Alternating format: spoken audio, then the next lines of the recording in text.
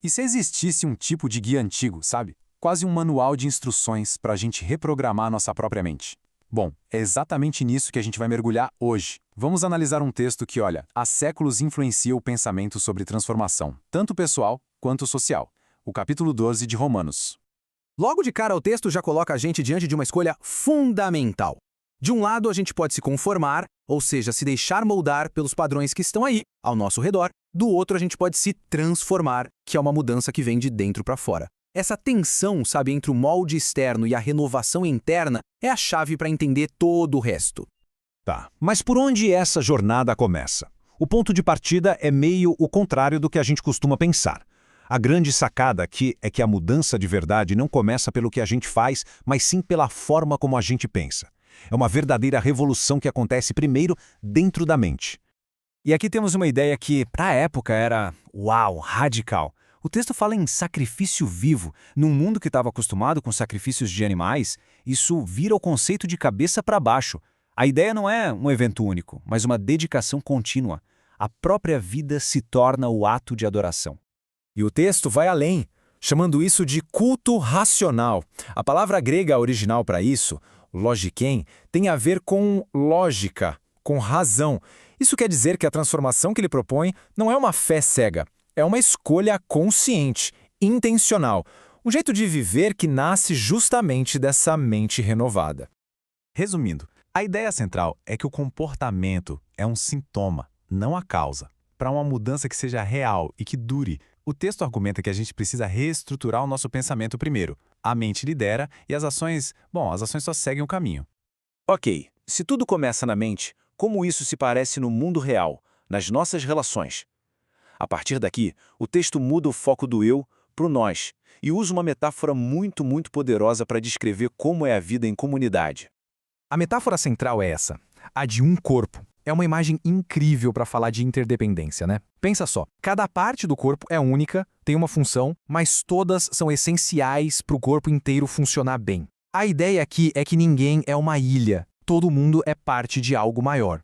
Mas antes mesmo de falar sobre os papéis de cada um, o texto estabelece uma regra de ouro para essa comunidade dar certo: humildade. A instrução é bem clara, ter uma visão realista de si mesmo sem se superestimar. É a base, o alicerce, que permite que toda essa diversidade funcione em unidade. Aí o texto lista os diferentes papéis. Os dons têm profecia, serviço, ensino, encorajamento, contribuição, liderança, misericórdia. O ponto-chave aqui é que cada um desses papéis é uma peça essencial do quebra-cabeça. Não existe uma hierarquia de importância, só uma diversidade de funções que se completam. Agora, a gente sai da teoria e mergulha na prática. O texto começa a desenhar, com comandos éticos bem diretos, como é que essa mente transformada e essa vida em comunidade se parecem no dia a dia. Esse versículo aqui é a base para tudo que vem depois. O princípio central é um amor que não seja falso, que seja autêntico. E esse amor vem com uma bússola moral bem clara, uma rejeição ativa ao que faz mal e um apego firme ao que é bom. A aplicação prática começa dentro da própria comunidade. A ideia de preferir uns aos outros em honra é mais do que só respeito, sabe? É um convite para a gente procurar ativamente oportunidades de valorizar os outros, colocando a honra deles na frente da nossa. O próximo passo é o que a gente poderia chamar de empatia radical. É um chamado para se conectar de verdade com as emoções dos outros, celebrando com quem está alegre e sofrendo junto com quem está triste. É o verdadeiro antídoto para a indiferença. E, finalmente, esse amor se torna uma coisa tangível, prática. A instrução é direta: compartilhar recursos com quem precisa e ser hospitaleiro. É a ética do amor se transformando em solidariedade e em apoio mútuo, na prática. Mas e quando o desafio não vem de dentro da comunidade, mas de fora? O texto agora aborda a sua parte talvez mais difícil. Como uma mente transformada lida não com amigos, mas com inimigos. E a resposta é uma estratégia de conflito bem específica.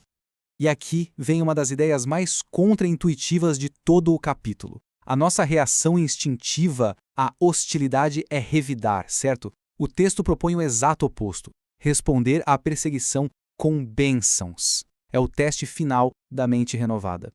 E isso não fica só na teoria, não. O texto detalha um processo. Primeiro, não busque vingança pessoal. Segundo, confie que a justiça vai ser feita por uma instância superior. E terceiro, a parte mais radical.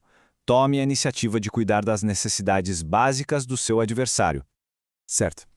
Então, depois de nos guiar pela não vingança e até pelo cuidado ativo com o inimigo, qual é a grande estratégia final que o texto propõe para a gente lidar com o conflito e com o mal?